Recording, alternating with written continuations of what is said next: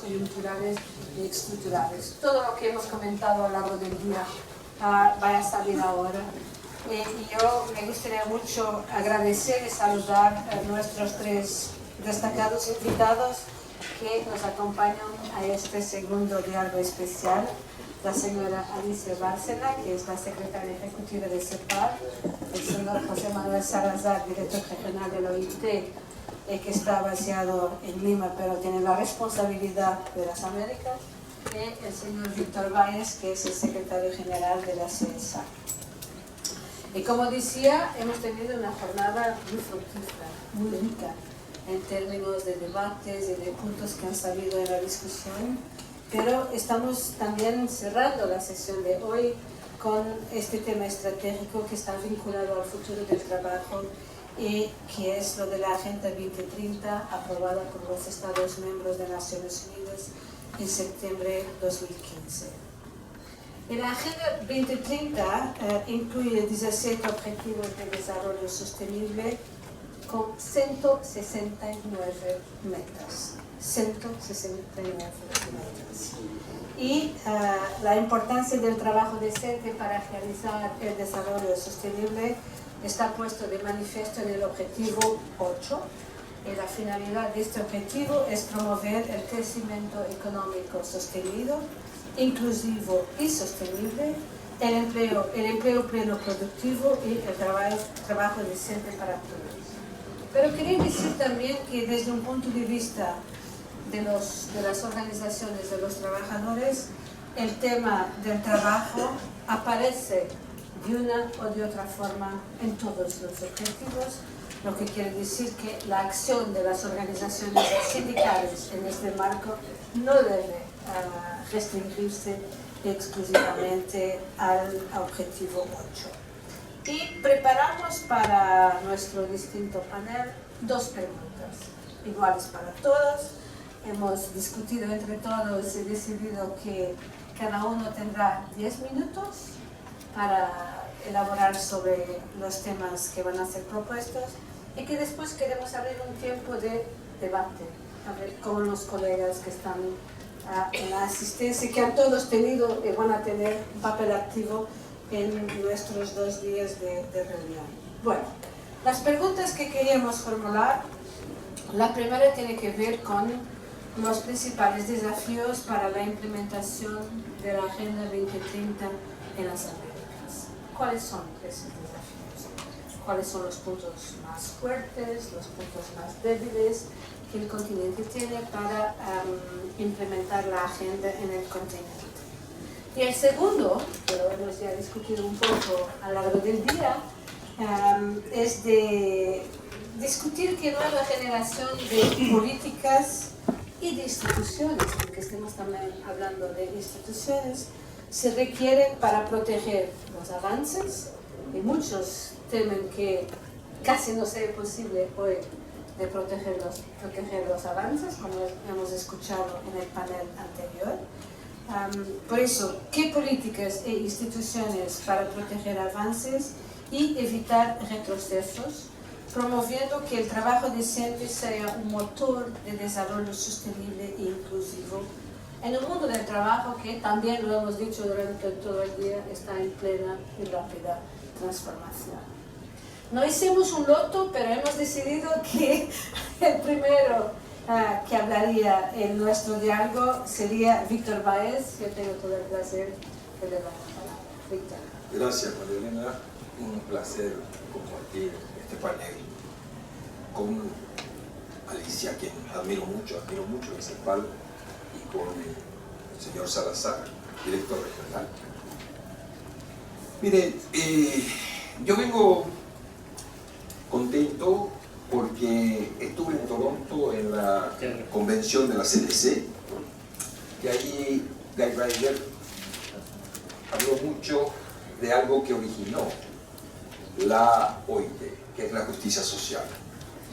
Yo le dije después, señor director, me parece muy bien que usted rescate el tema original de la justicia social, porque ahora muchos sindicalistas, incluso dentro de la OIT, se olvidan que la razón de la OIT es la justicia social, que es la igualdad de los desiguales y de las desiguales. ¿Okay? Eso fue uno. Después fuimos a Berlín a la reunión del L20, donde están los representantes sindicales de los países en desarrollo, y él dijo, bueno, esto debe ser algo que debe incluir también a los países en desarrollo. Y lo digo así mirándole a Víctor Báez. Lo digo así. Porque evidentemente no se puede concebir el futuro del trabajo solamente en los países desarrollados, sino que hay que pensar también en los países en desarrollo. Por eso vengo contento. Pero vengo también contento porque la ACRAC tuvo el acierto de incluir dentro del tema del futuro del trabajo, incluir los objetivos de desarrollo sustentables. Y creo que es fundamental eso, porque creo, uniendo esto con lo que dijo hoy el presidente Mujica, ¿se imagina un Ministerio de Trabajo Mundial que sea OIT? Bueno, debería ser la oficina, y el poder legislativo de las cuestiones laborales y sociales a nivel mundial debería ser la Organización Internacional del Trabajo. Yo lo ubico así. Ahora, mi compañera Amanda dijo lo siguiente: hay que cuidar de que los ministerios nacionales no sean la cenicienta a nivel nacional de todos los ministerios. Bueno, yo calculo también que la OIT, siendo ministerio mundial, no puede ser la cenicienta de los ministerios mundiales, mientras en el Fondo Monetario Internacional y el Banco Mundial está... En enero de este año nos dijo la señora Lagarde, nos dijo, yo creo que sí puedo reconocer el derecho a la contratación colectiva en aquellos países donde existe el espacio fiscal para que así ocurra. Bueno, entonces, ¿qué estamos esperando? ¿Cuál es el futuro? O sea, puede haber sostenibilidad en un futuro del trabajo cuando existe a nivel internacional, existen elementos que no están de acuerdo con el trabajo decente, con que el derecho a la contratación colectiva, el derecho a la libertad sindical, el derecho a muchos, forman parte integral de los derechos humanos, y hay que ver si el país puede para reconocer ese derecho humano, y si el país no puede, no lo puede. Mientras tanto, yo creo también que existe algo fundamental, que es a nivel político el tema de la centripetación política. Esto lo definió Tomás Murián, un chileno, aquí.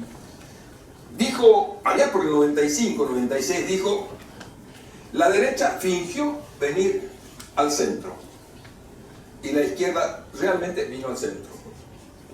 Hoy día, la derecha se desplazó otra vez más a la derecha. ¿Y qué es lo que vamos a hacer?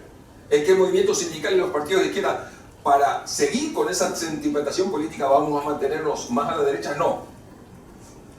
Recuerden que cuando la derecha está muy a la derecha, el centro ya está muy a la izquierda. Pero eso no justifica que nosotros quedemos en el centro. Nosotros debemos volver a la centrifugación política. ¿Y cómo se vuelve a esa centrifugación política? ¿En qué resultó la centripetación política? En que la derecha discutía temas económicos y la izquierda también discutía temas económicos. Y nadie sabía si el que se estaba hablando era socialista o era de un partido de derecha, etcétera, etcétera. No, nosotros no podemos quedarnos en el centro.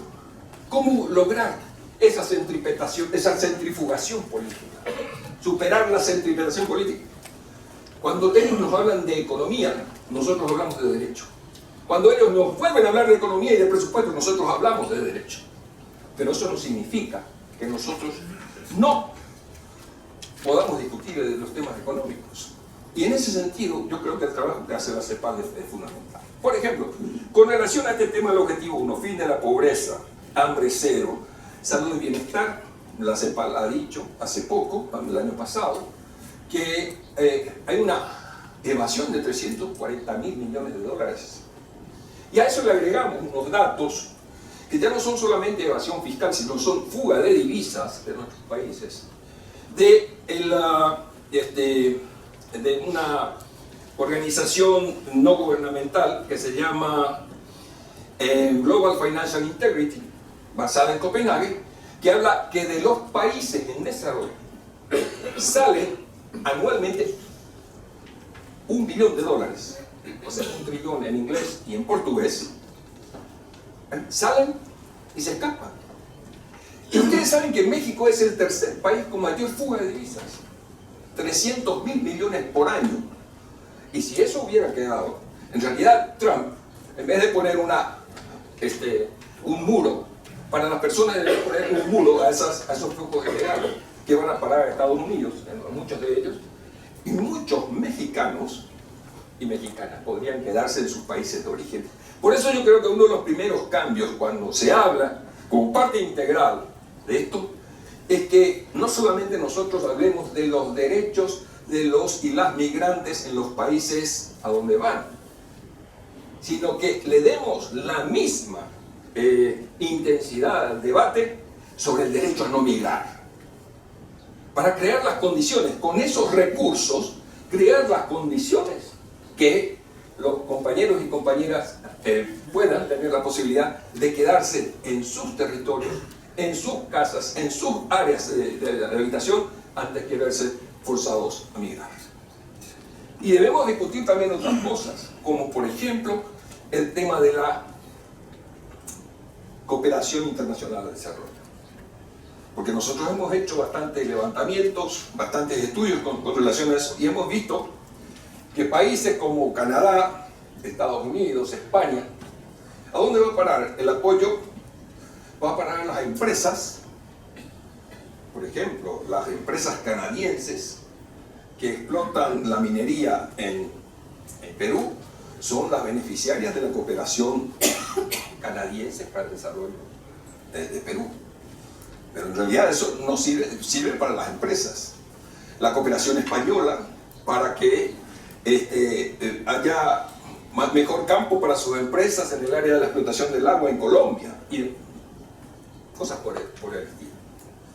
Yo creo que el objetivo 8, el de promover el crecimiento económico sostenido y sostenible, el empleo pleno, podemos hacer eso, es un avance, podemos reconocer que es un avance en relación a los objetivos de desarrollo del milenio. Se reconoce la necesidad de proteger los derechos laborales frente a la generación de empleos. Pero podemos decir también, en este caso, y ahí está, donde nosotros debemos empezar como sindicatos y como parte de organizaciones progresistas de la sociedad civil, con las cuales podemos aliarnos, entrar en alianza del movimiento sindical con esos sectores para cobrar más fuerza y pelear un futuro mejor por una sociedad mejor. Porque el tipo de trabajo que tengamos va a depender del tipo de sociedad, del modelo de desarrollo que nosotros adoptemos. Eso es matemático. Las ODS presentan políticas públicas sin avanzar en la mención del Estado garante y protagonista. Muy bien. Ahora, ¿qué tipo de Estado? Un Estado de modelo neoliberal puede desarrollar políticas incluyentes. No lo va a hacer. Tiene que ser un Estado, muchos llaman, un Estado para la sociedad. Un Estado que se interese por la inclusión. Un Estado que tenga la necesidad de hacer. Pero somos la sociedad, entre ellos principalmente los trabajadores y trabajadoras, porque nosotros tenemos una ventaja sobre otros sectores, incluso los sectores partidarios. Nosotros tenemos una concepción global, o por lo menos regional, de lo que debe ser la política. ¿Cuál es el desafío? Bueno, nosotros tenemos algo que ya está medio resuelto.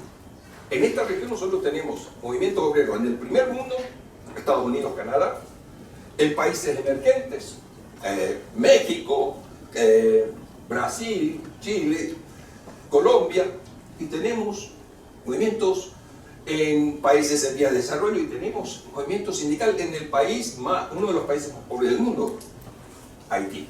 Bueno, tenemos la plataforma de desarrollo de las Américas que nos permite conjugar los sueños y aspiraciones de los trabajadores del primer mundo de los países desarrollados, de los países más pobres incluso, a través en esa plataforma. Por ahí estamos. Ahora, debemos lograr que en los estados, en los gobiernos y en las sociedades se llegue a interpretar. Y tenemos un problema. Yo creo que nosotros estamos perdiendo, digo estamos perdiendo, no digo que hemos perdido, porque en política nunca se pierde algo definitivamente. Por el momento estamos perdiendo una guerra cultural que debe entenderse. Por ejemplo, en Brasil 40 millones de personas salieron de la pobreza. ¿Qué pasó? Muchos de los que salieron de la pobreza dicen que no salieron de la pobreza por las políticas del gobierno del presidente Lula, sino que salieron de la pobreza por sus propios méritos. Bueno, ¿qué está pasando? ¿Qué está pasando? ¿Qué está pasando con los conceptos de solidaridad, con otros conceptos? Bueno, estamos perdiendo y nosotros debemos entrar a esa lucha también, ¿bueno? Para revertir esa situación y lograr una cultura en donde la solidaridad, en donde todo eso vaya revirtiéndose normalmente, totalmente. Muy bien, la reducción de la desigualdad, el objetivo de desarrollo número 10, los planos de redistribución, el tema, ya toqué, el tema de la evasión, el tema de la fuga de divisas, los 80% de ese tráfico ilegal de divisas se da a través de facturaciones falsas. ¿Y quiénes hacen las facturaciones falsas? Las grandes empresas.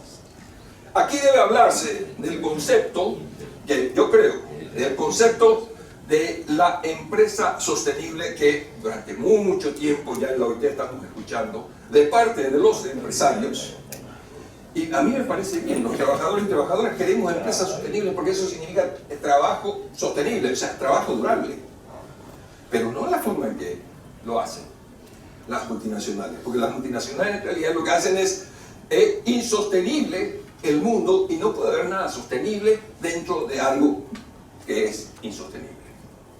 Lógicamente nosotros debemos cambiar, pero eso debemos cambiarlo precisamente con una posición de radicalizar el debate, no para atacar a la OIT, todo lo contrario, para proteger a la OIT y para lograr esa OIT que queremos también. La ODS, Alianza del Mundo para el Desarrollo, está claro que si el Fondo Monetario Internacional, el Banco Mundial y otras entidades tienen exactamente la misma política anti-sindical, anti-igualitaria, nosotros tenemos muy pocas oportunidades de llegar a un mundo sostenible, a cumplir las metas de desarrollo sostenible. Y bueno, finalmente, lo último, el tema del diálogo social. Somos partidarios del diálogo social. Somos partidarios, pero ya he peleado varias veces, especialmente a nivel de la OIT regional. No me vengan con el concepto de que está progresando el diálogo social porque se armó una comisión de diálogo social en Nicaragua, en Guatemala o en Panamá. Eso es un procedimiento rutinario, normal. Vengan con resultados. Díganme, el resultado del diálogo social es que hay más cubiertos por seguridad social en tal parte, en tal país, etcétera, etcétera. Vengan con resultados. No me vengan con que crearon comisiones. Entonces, esa vieja discusión que ya hemos tenido a nivel regional con la OIT, yo creo que nosotros debemos seguir radicalizando, seguir exigiendo de la OIT y de los propios gobiernos que no vengan a vendernos máscaras, que nos vengan con resultados concretos que redunden en la mejora de las condiciones de los trabajadores y trabajadoras. Muchas gracias.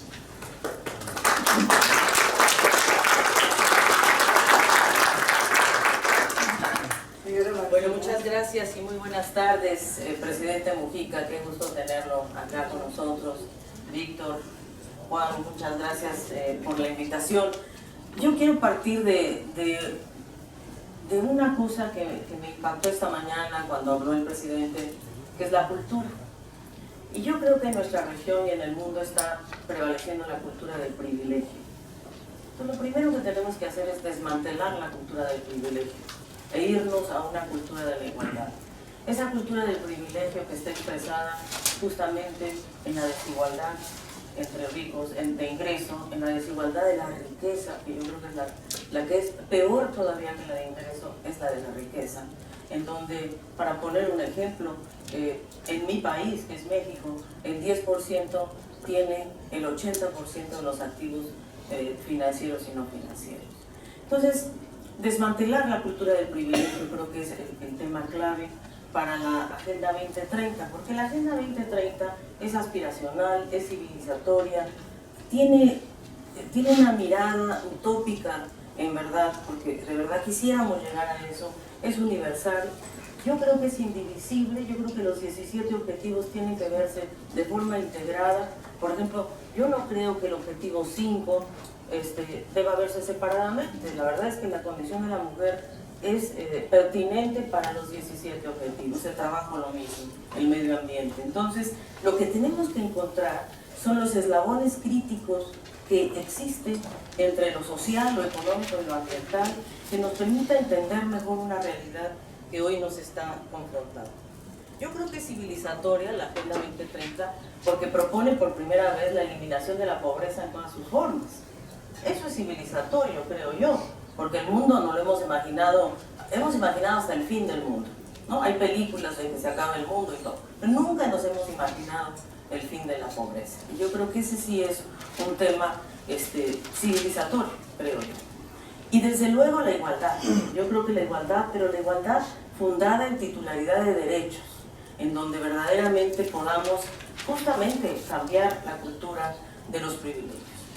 Pero la pregunta que tú haces es, ¿qué está enfrentando la Agenda 2030? Y yo creo que estamos enfrentando el fin de un estilo de desarrollo. Un estilo de desarrollo que no es sostenible. El estilo dominante de desarrollo no es sostenible. Primero, y lo digo tanto para el capitalismo como para el socialismo, para cualquier lado. Primero porque estamos enfrentando una tasa declinante de comercio. ¿No? Todo el mundo habla de libre comercio, pero la verdad no sé quién le va a vender a quién, porque esto se está acabando.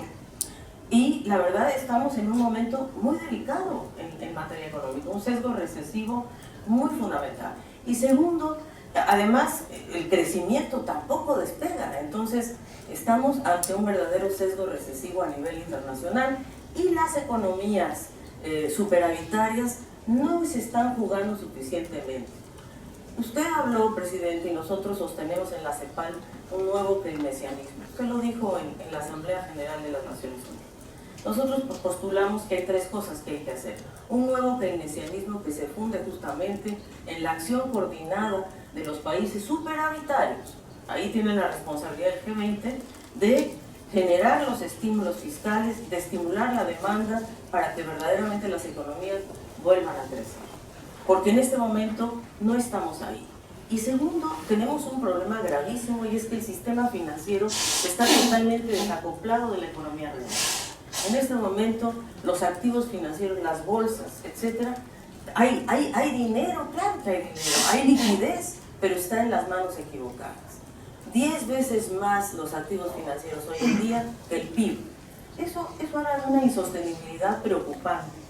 Segundo lugar, la elevadísima desigualdad, y no solo en América Latina, que somos la región más desigual del mundo, lo hemos dicho y lo repetimos y lo confirmamos con el panorama social que hemos traído aquí, pero la desigualdad está creciendo en el mundo todo. Fíjense ustedes el dato que dio Oxfam.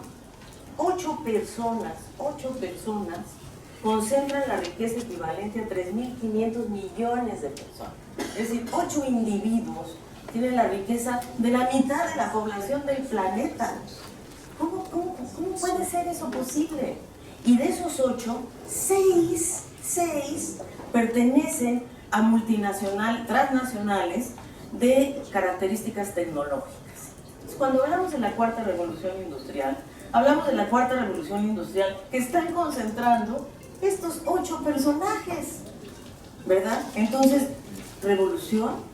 No. Estamos ante un terrible monopolio de la revolución tecnológica. Y el último punto que yo creo que verdaderamente es urgente observar, es que estamos ante la mayor falla del mercado de todos los tiempos, que es el cambio climático. Y eso lo tenemos aquí encima ya.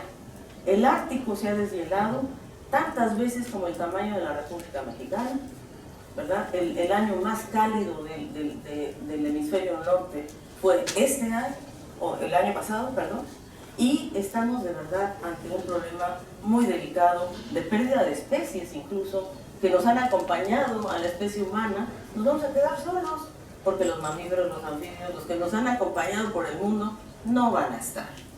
Entonces, tenemos que apostar claramente a un cambio en el estilo de desarrollo.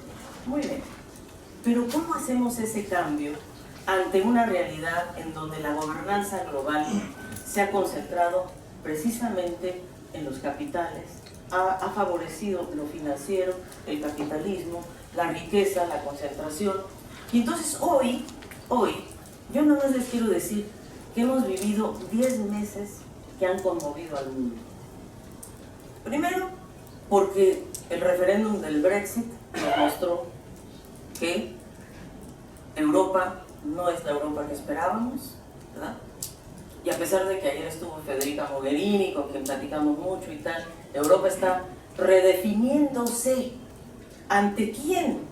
Ante China. China. ¿A quién hemos hablado de China? Pero si hay un actor a nivel global que ha redefinido las condiciones del trabajador, es China. Porque China ha llegado con sus productos, con sus empresas, con muy bajos salarios a sus trabajadores, sin protección, y ha competido con nosotros, con ustedes. Entonces, ese para mí es un tema de fondo, donde la geopolítica mundial, tenemos a China, tenemos a Estados Unidos y a Europa redefiniendo su rol político a nivel internacional. Y los americanos, Trump no es un neoliberal.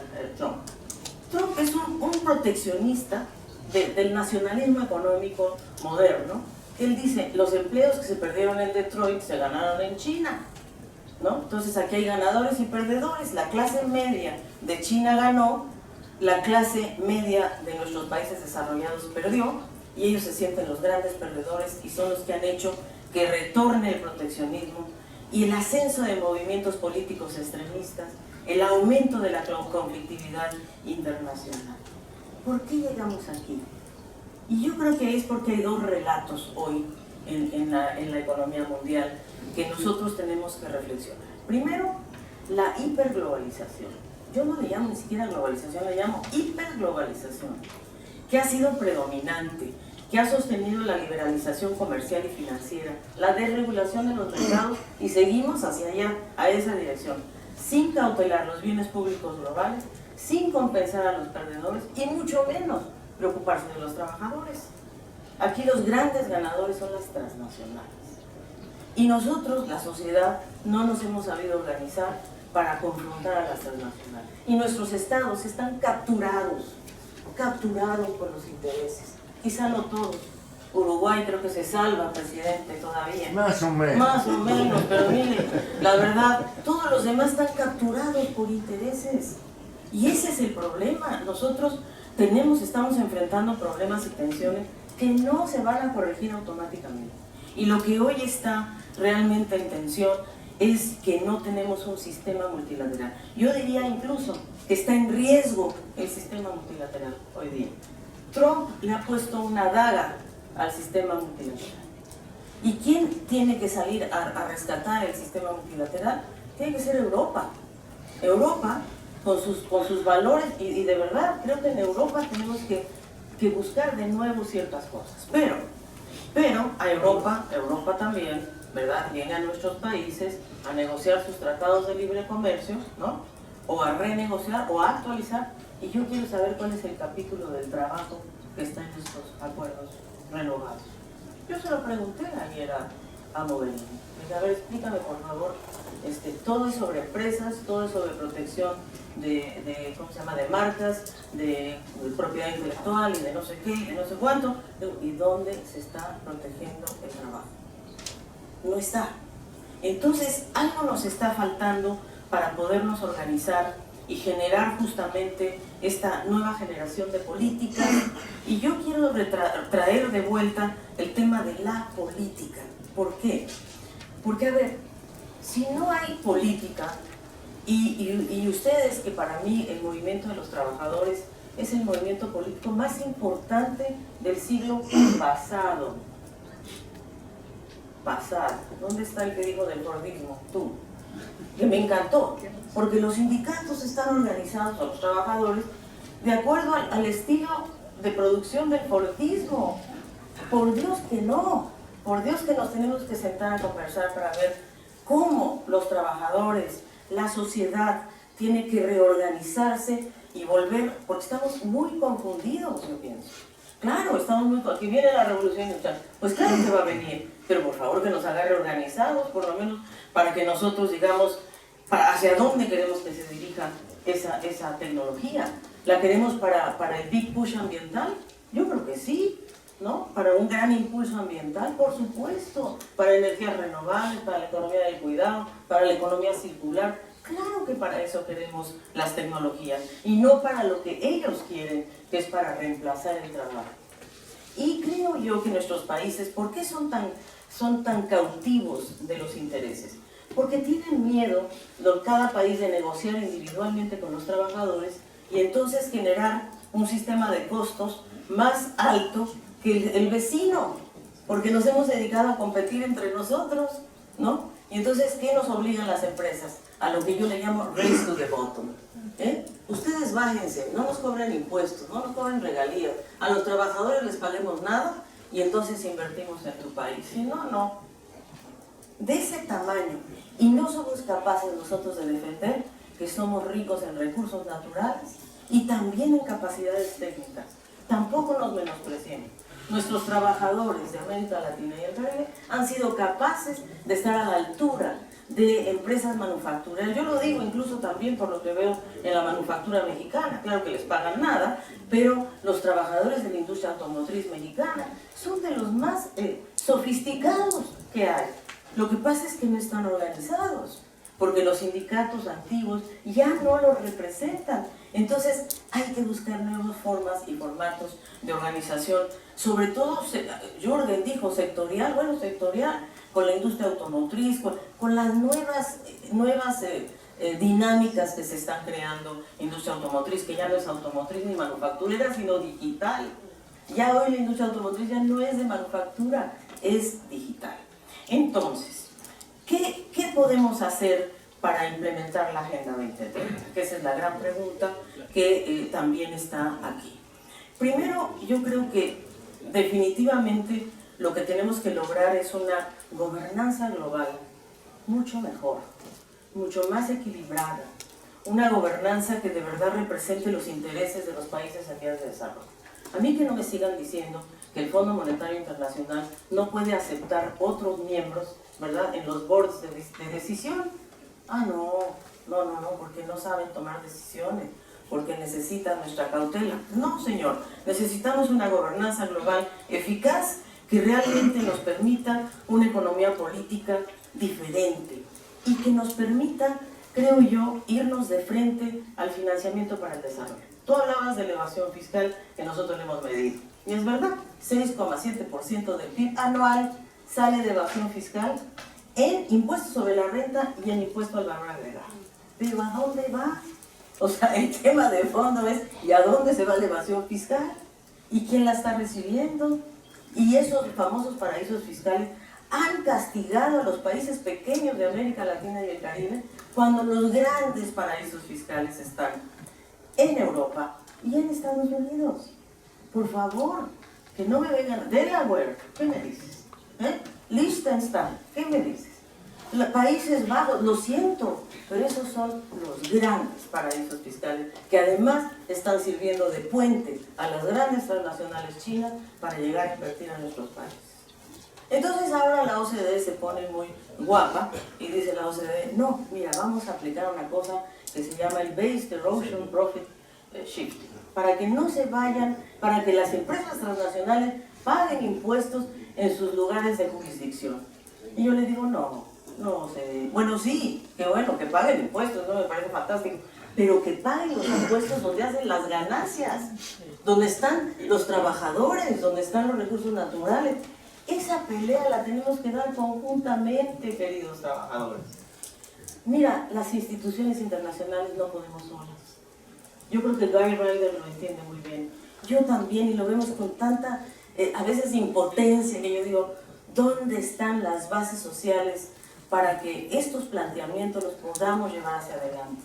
Y yo creo que contamos hoy con muchas características para hacerlo, pero obviamente tenemos que lograr una mayor coordinación, una mayor... Lo hemos hablado, Víctor, de cómo podemos en la CEPAL, por ejemplo, hacer capacitación conjunta. Pues nos tenemos que capacitar mutuamente, digo, francamente, pero hacerlo, ¿para qué? Para ser mejores negociadores a nivel global, para tener nuestros planteamientos bien claros cuando lleguen a plantearnos las reglas del juego. Y yo quiero concluir con algunas propuestas, porque yo creo que llegó la hora de las propuestas. Y yo quiero proponer lo siguiente. Primero que nada, desmantelar la cultura del privilegio implica definitivamente que nos organicemos, identifiquemos los privilegios.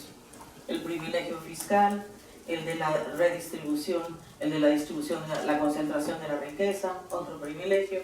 Vamos identificando 10 privilegios, ¿no? Y vamos luchando conjuntamente para desmantelar los privilegios. Hay muchos que nos van a acompañar, se los aseguro. Hay muchos perdedores y muy poquitos ganadores. Entonces, hagamos eso. Segundo lugar, creo que los trabajadores tienen que hacer una propuesta de integración regional propia, donde se integren las cadenas productivas a partir de la organización del trabajo. Porque estamos queriendo que los gobiernos ya fracasaron, con todo respeto, el presidente Mujica, los gobiernos no lograron integrar a América Latina. No se logró. Estamos en el periodo de mayor fragmentación que me ha tocado vivir, por desgracia. No hemos logrado integrarnos, no hemos logrado decir, bueno, a ver, comparta una cadena, vamos a hacer una cadena productiva agroalimentaria, farmacéutica, la que quieran. 1, 2, 3, propongamos 1, 2, 3, juntémonos, hagamos la propuesta para hacer grandes, digamos, para que hagamos cadenas productivas regionales y hagamos una propuesta de integración regional, portabilidad de derechos. ¿Por qué no se habla de un salario también que pueda ser más equivalente?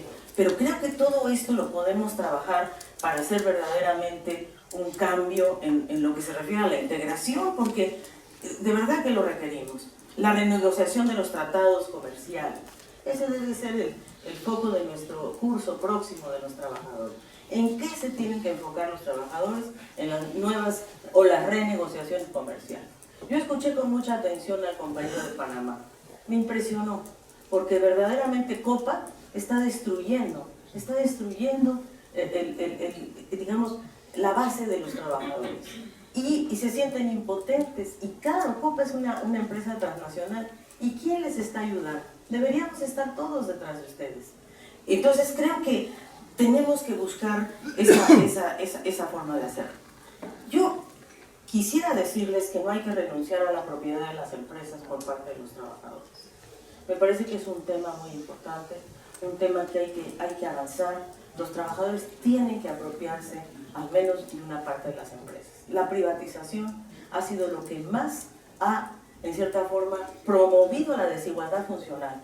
Es decir, esta distribución entre el salario y el capital. Cuando se privatizan las empresas, esto se profundiza, y lo decimos en el reporte, mucho más. Lo mismo que la globalización. Entonces, apropiarse del capital de los trabajadores tienen que apropiarse del capital también. Aprendamos a apropiarnos del capital. Y el último punto que quiero tocar es el ingreso ciudadano universal, el ingreso básico ciudadano. A mí me parece central, y me parece central que se haga con un enfoque de derechos. Nosotros creemos en la CEPAL que el ingreso básico ciudadano no es una medida para lograr el acceso, es una medida, digamos, es una medida de política para lograr el acceso mínimo a un conjunto de indicadores. Pero más que eso, es un derecho que debemos otorgarle a las personas para que tengan una seguridad económica básica.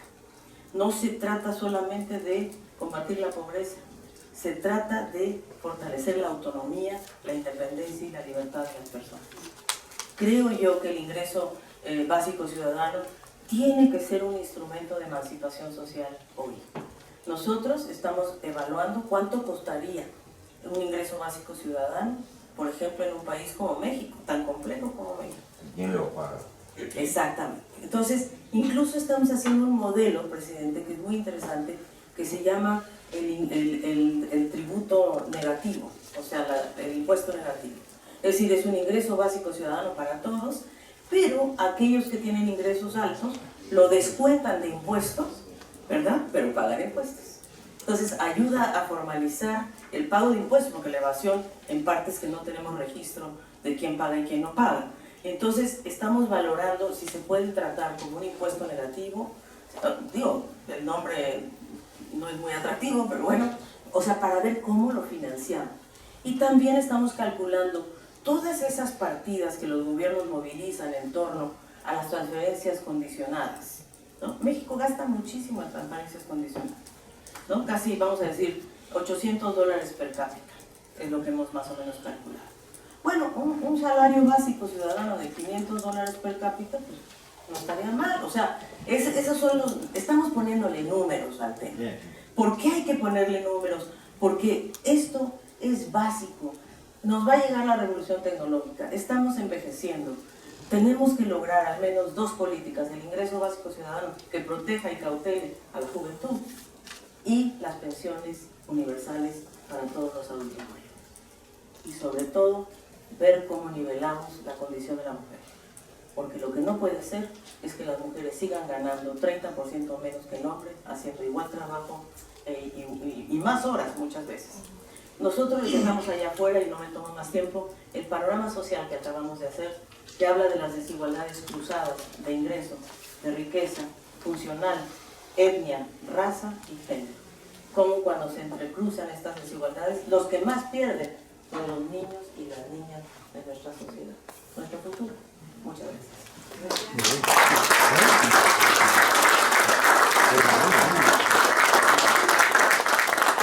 José Manuel, adelante. Sí, bueno, buenas tardes a todos, presidente. Un gran gusto que esté usted en la OIT. Muchas gracias. Bueno, yo tengo un trabajo muy difícil, por dos razones. Hablar después de don Víctor Báez y de Alicia Bárcena nunca es fácil. Nunca lo he intentado, nunca lo he hecho, primera vez. Así que vamos a ver. Y segundo,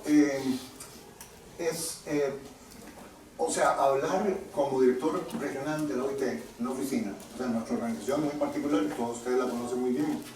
Hay cosas que son nuestra gran fortaleza, que es cuando hay acuerdo tripartito. Y algunas de las cosas que voy a decir, creo que, y me voy a referir explícitamente, cuando creo yo, me puedo equivocar, que hay, digamos, bastante cercanía a las visiones tripartitas. Pero para no decir cosas que ustedes ya saben y demás, en algunos casos voy a asumir un riesgo.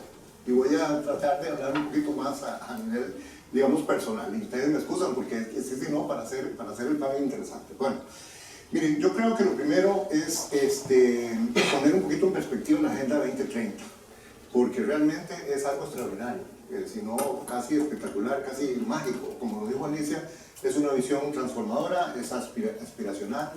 Yo creo que todos estamos de acuerdo que bien aplicada es tremendamente civilizatorio. Y francamente, para un organismo como la OIT, que luchó por más de una década, no contra, pero digamos, reconociendo el valor de los objetivos de desarrollo del milenio, pero a la vez diciendo, pero ¿dónde está el mundo del trabajo? En los objetivos de desarrollo del milenio. Llegar a tener esto que se tiene ahora, con todo el concepto de trabajo decente, con todos los diferentes objetivos, con todo el tema de desigualdad, con todo el tema de no discriminación, con todos los temas de derechos laborales, bueno, es algo extraordinario para la OIT. Y así se confirman las discusiones que ha habido de los constituyentes en el Consejo de Administración y demás, ¿no? Reconocer esto. Pero entonces, ¿por qué es que este marco es de enorme importancia y significado? Yo creo que por tres razones. Una es la sustancia y la visión de gran alcance centrada en las personas, en el planeta, en la prosperidad civilizatoria, como dice Alicia. Segundo, por la amplitud del consenso que se ha obtenido. Es que si a uno le preguntaran hace 10 años, ¿usted cree que van a llegar todos los países de Naciones Unidas a tener un consenso tan amplio? La verdad que uno hubiera apostado que no. Sin embargo, todos los gobiernos y gran cantidad de actores de la sociedad civil, estuvimos con Alicia en el fantástico foro en México, ¿no? sobre el primer foro de desarrollo sostenible para revisar el avance, las tareas pendientes de América Latina en esto. Entonces, el consenso que hay, y eso hay que aprovechar, es algo, o sea, tampoco lo vamos a idealizar ni a romantizar, pero realmente hay bastante propiedad en muchos gobiernos y en muchos sobre esto, ¿no? Y bueno, en términos de implementación, el hecho de que tenga, y esto es, yo creo, otra fortaleza, que tenga medición para ver cómo está y el esfuerzo que se está haciendo, muchos de nosotros como organismos con los indicadores y demás, el hecho de poder tener en el futuro, porque todavía es muy prematuro, discusiones claras sobre las trayectorias que los países, un baseline, ¿está avanzando o no está avanzando? Gran fortaleza de esta agenda. Medir, mucho se dice, lo que se mide se hace. Bueno, ahora se van a medir 169 cosas por lo menos importantísimas. Y además hay libertad a nivel nacional, eso es por el marco global, hay indicadores nacionales. Entonces, se van a medir una serie de cosas muy, muy importantes. Y otra razón es por el fuerte llamado que hace a favor del multilateralismo y las alianzas y la cooperación internacional. Entonces, ese rescate del multilateralismo que Alicia está hablando, aunque por supuesto la OIT totalmente está de acuerdo y demás, está ahí, es un llamado, es más, el objetivo 17 es a favor de alianzas, del sistema multilateral, del trabajo conjunto, de la acción colectiva y el llamado a trabajar con los principales actores sociales y de la sociedad civil. Y por cierto, en un futuro foro de desarrollo sostenible hay que tener más presencia de los trabajadores. Yo estoy ahí, lo hubo, pero se puede mejorar, y también de los empleadores, o sea, el sistema de OIT. Después podemos hablar, tal vez en las preguntas. Este foro fue importantísimo en todo sentido. Hubo exámenes voluntarios de países y demás, pero me parece que hay un espacio bien importante para tener mucho más presencia de parte de los constituyentes de la OIT. En cuanto a sustancia, creo que es posible decir que también está muy cerca de las visiones tripartitas, la Agenda 2030, hay varios elementos muy importantes, y yo creo que ya lo dije, pero para decirlo con otras palabras, está fuertemente anclada en el mundo del trabajo, que es estar anclada en el mundo de la producción. O sea, el objetivo 8, no solo ese, pero ese en particular, ¿no? Sobre el crecimiento, las características del crecimiento, el desarrollo, el trabajo decente, el trabajo productivo. Eso no era una característica de los objetivos del milenio, ¿no? Como sabemos muy bien. Y todo lo que eso implica en ese objetivo 8.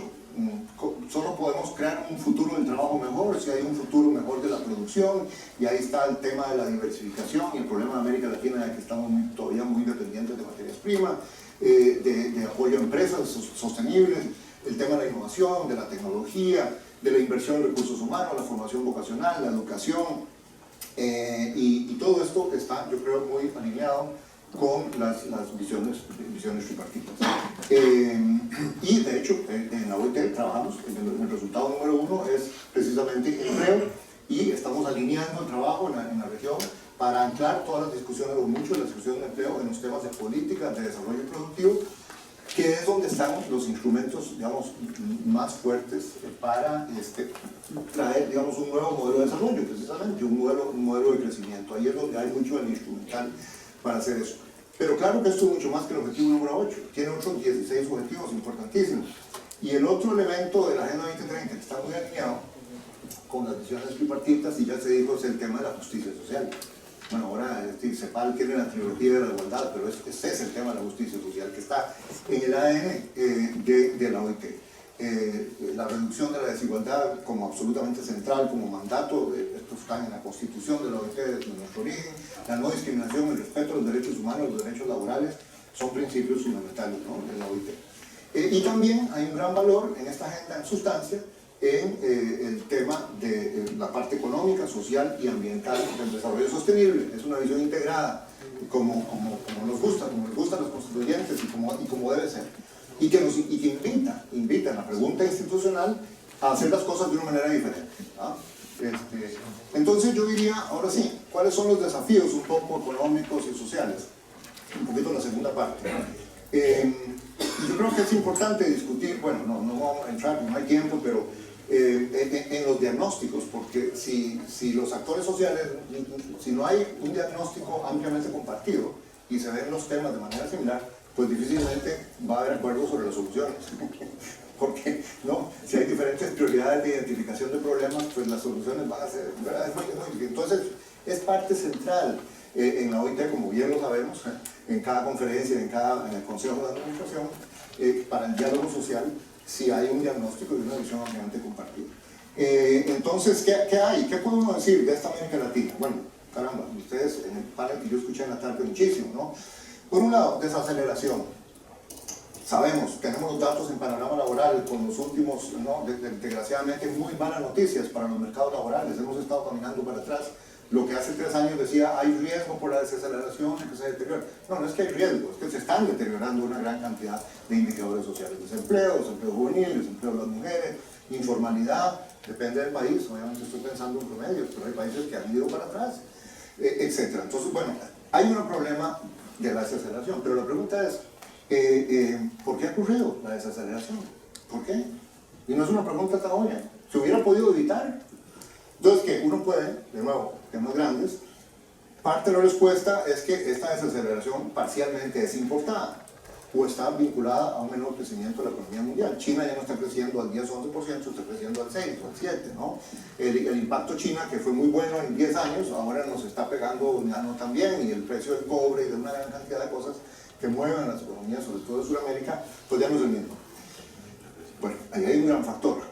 Ahora, ¿qué podemos hacer con respecto a eso? No voy a pretender responder a la pregunta, pero digamos, yo diría que no mucho. O sea, hay un peso, si América Latina se pone de acuerdo con el sistema multilateral y todo, pero la verdad, creo que desde la época de Previs reconocemos que, bueno, los comportamientos de la economía mundial son los consecuentes y no tenemos el peso como hacer mucho sobre la demanda china y los precios del cobre o del petróleo, nada de eso. Bueno, parte de la respuesta de por qué algunos países también es inducida por la política, para irnos al otro extremo. Alguien también, algunos de ustedes dijo esta tarde, ¿no? Que el problema no es económico, la economía está bien, es la política. Hay una incertidumbre, bueno, no voy a describir ni voy a decir el nombre de los países, pero hay varios países que tienen una desaceleración, una contracción, porque hay mucho por el problema político. Bueno, eso es otra. ¿Se puede hacer algo? Uy, qué pregunta más grande, no voy a tratar de responderla acá. Claro que se puede hacer algo, ¿sí? Arreglar la política, bueno, vamos a ver cómo se arregla la política en país A, B o C. Pero en tercer lugar, la desaceleración nos ha recordado también que los países no aprovecharon los años de bonanza para enfrentar las deficiencias estructurales que gracias a la CEPAL las tenemos clarísimas desde hace 50 años, digamos, con refinamientos y demás, que están en la trilogía de la igualdad. ¿Y cuáles son esos problemas estructurales? Bueno, nada más voy a decir los títulos. Bajos niveles de productividad, bajos niveles de diversificación productiva, grandes brechas de capital humano en cantidad, en calidad, en pertinencia, gran predominio en la matriz productiva de micro y pequeñas empresas. Tenemos ahí un reporte muy bueno de la OIT, perdónenme el comercial, pero está muy bien. Pequeñas empresas, grandes brechas, con 6 indicadores de trabajo decente, incluyendo el índice de sindicalización, por tamaño de empresa, para 18 países, y ahí están. 28% del empleo está en cuentapropismo, 28% en microempresas de menos de 5 empleados. Y después de otras proporciones muchísimo, 56% allí. Bueno, ahí está gran parte de la informalidad, ahí están los números, los ingresos menores, el nivel educativo menor y demás. Entonces, ahí hay un problema de brechas de trabajo decente muy grandes, que en parte pues, se le puede entrar por temas de fiscalización e inspección del trabajo, pero mucho es política de desarrollo productivo, política industrial. O sea, ese es el tema de la formalización puesto de reforma. Tenemos que tener más empresas formales y más empleo en el sector formal, con empresas medianas y grandes. Ahí es donde están los empleos de más calidad. También hay problemas, también hay informalidad, también hay nuevos contratos, hay tercerización, pero en general, en realidad si uno ve la discusión sobre tecnologías y demás, en Europa, ¿qué se está diciendo? Que Europa tenía X tamaño, ¿no? Y en los países de la OCDE, de empleos formales, y que bueno, por todas estas nuevas tecnologías, todos los trabajadores independientes y demás, que está aumentando la formalización. Pero si uno ve los datos, aquí hay ámbito para discutir, porque hay que ver las definiciones y los datos y demás, pero en realidad, por lo menos en la década de oro de crecimiento alto en América Latina, la informalidad se redujo 3, 4 o 5 puntos.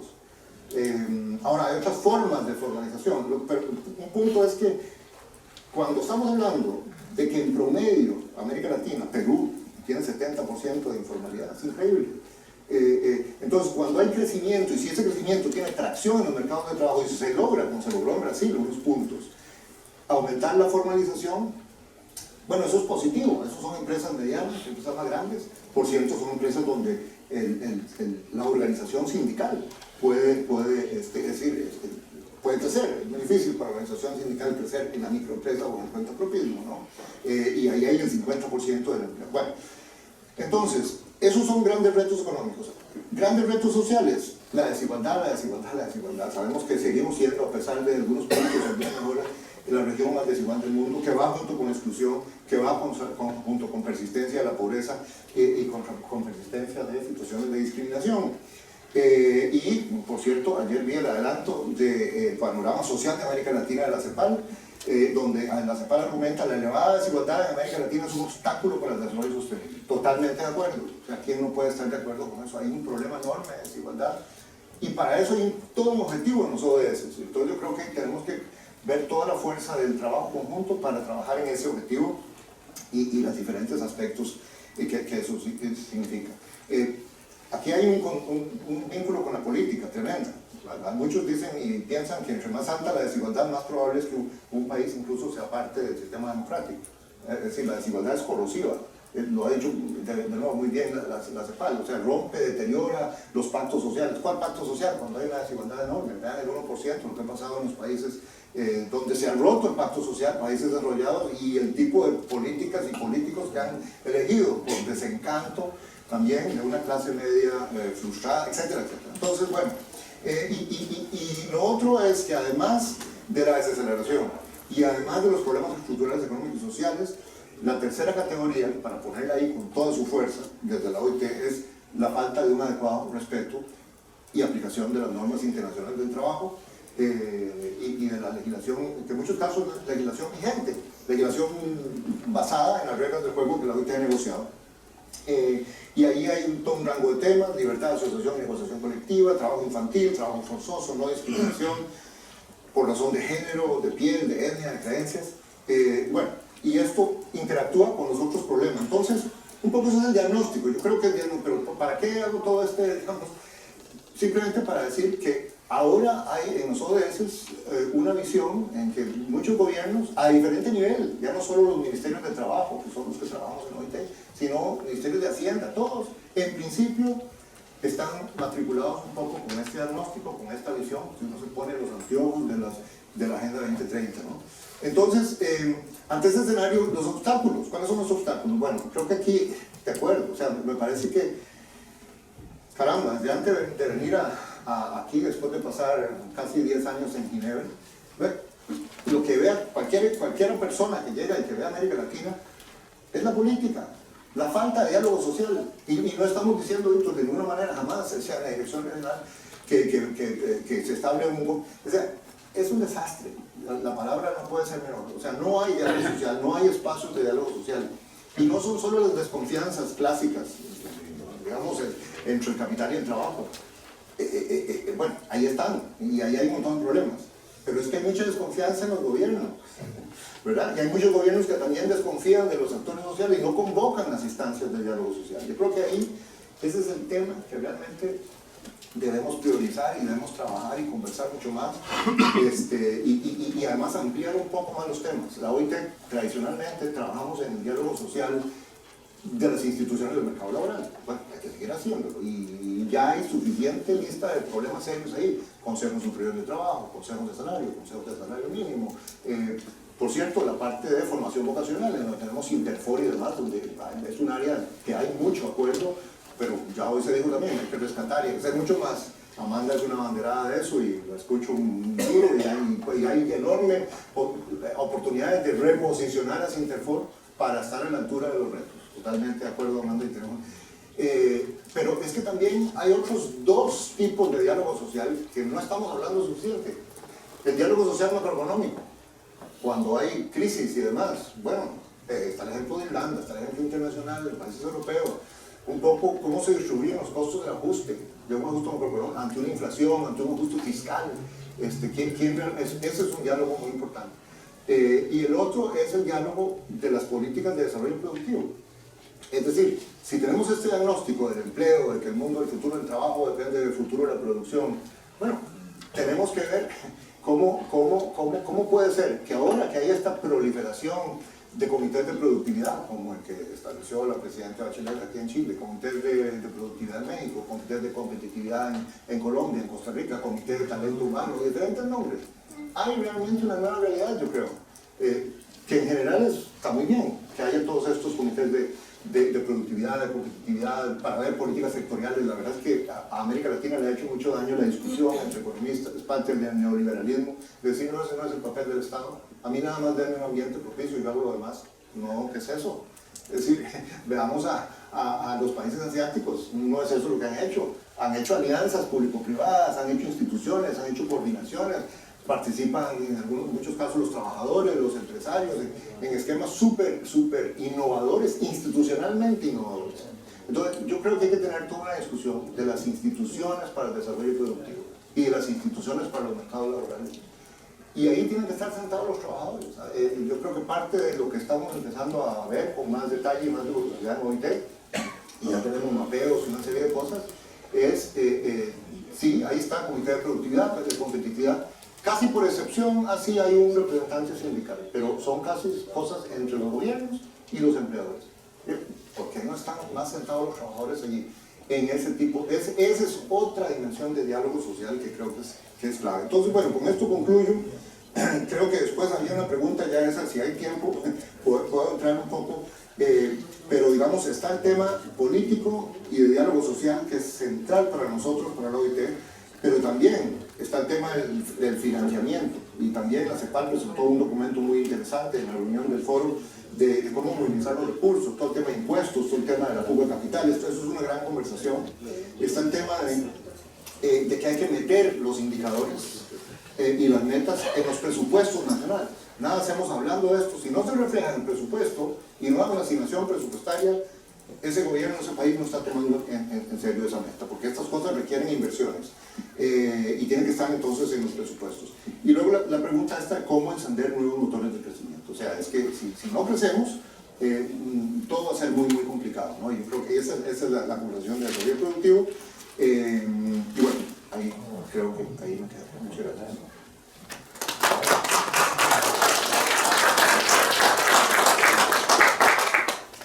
Bueno, hemos tenido 3 intervenciones muy interesantes, pero hemos agotado el tiempo para el debate.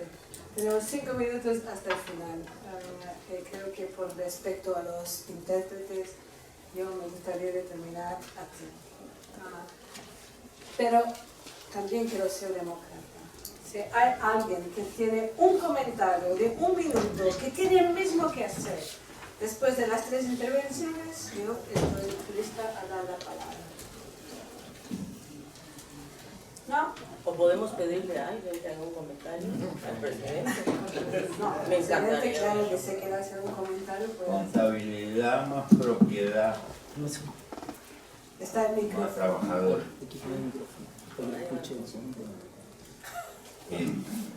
En un mundo que quiere cristalinidad, la primera cristalinidad es la contabilidad de los monstruos multinacionales. Para los gobiernos, para las políticas fiscales, pero también para la lucha de los trabajadores. Después, hay que luchar por algún grado de participación, empezar por algo. Sacarse las viejas reliquias del socialismo estatista. Hay que aprender a gerenciar la economía y para eso hay que meterse adentro. Y creo que es difícil, pero tener claros los números y ser copartícipe de la propiedad y de la peripecia de la propiedad. Porque de lo contrario lo único que vamos a hacer es burocracia reclamante.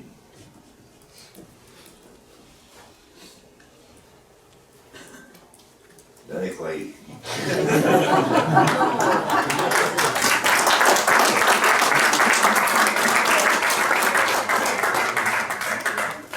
Muchas gracias, porque es un comentario que nos recoloca en el debate de la mañana sobre el papel de la política. Pero creo que una vez más hemos tocado en los puntos fundamentales. No solo una cuestión de papel de la política, pero una cuestión de voluntad política. Y después de haber escuchado a los tres intervinientes, yo añadiría de capacidad política. Yo creo que, como el presidente Mujica acaba de decir, tenemos que acabar con la burocracia que tenemos en todos nuestros sistemas institucionales y de gobernanza. Ese es un mensaje claro que sale de los tres intervinientes, es la necesidad de tener una gobernanza de calidad. No la tenemos. Todos hablamos, como decía Víctor, de los procesos de diálogo social, pero son, como se dice, coquillas que no tienen nada en el interior. Y por eso, para mí el reto es cómo podemos, face a estados que están capturados, incluso por las instituciones internacionales, con sus propuestas de reformas estructurales. Tenemos, como Keller nos decía, sindicatos fordistas. Tenemos el poder en las manos de una media docena de multinacionales. Y no tenemos como interlocutores las organizaciones empresariales. Tenemos las multinacionales que no están sentadas en la mesa del diálogo social. ¿Cómo lo vamos a arreglar?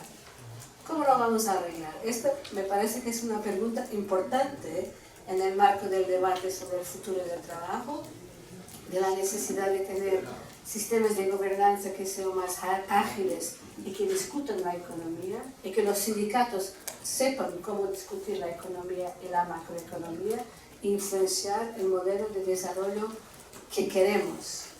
Pero, ¿quién está alrededor de la mesa? Es la cuestión que me parece que tenemos que discutir mañana también en las dos sesiones que tenemos. Y un otro punto que ha sido muy importante lanzado por Alicia, la cuestión del multilateralismo. ¿Pero qué tipo de multilateralismo? ¿Y cómo podemos llegar al multilateralismo si a nivel regional o subregional no hemos trabajado el suficiente en conjunto para identificar los puntos flojos, pero los puntos fuertes y las capacidades que hay que potenciar conjuntamente? Europa puede ser un ejemplo interesante, pero Europa está ocupada a destruir lo que había construido a lo largo de 50 años. Por eso tiene que aprender, y tiene que aprender con otras partes del mundo. Uno de los problemas de Europa es que pensaba siempre que podría sola ganar todos los retos. Ya ha aprendido que no lo puede hacer, pero no sabe cómo reformarse y cómo contestar. Y por eso un multilateralismo tiene que ser de fuerzas iguales, y no de unas que son predominantes en relación con las otras. Por eso, además de la cuestión de gobernanza de quién está alrededor de la mesa, qué tipo de multilateralismo para contestar a los retos, me parecen las cuestiones importantes para mañana. Muchas gracias, ha sido un día muy intenso. Muy importante.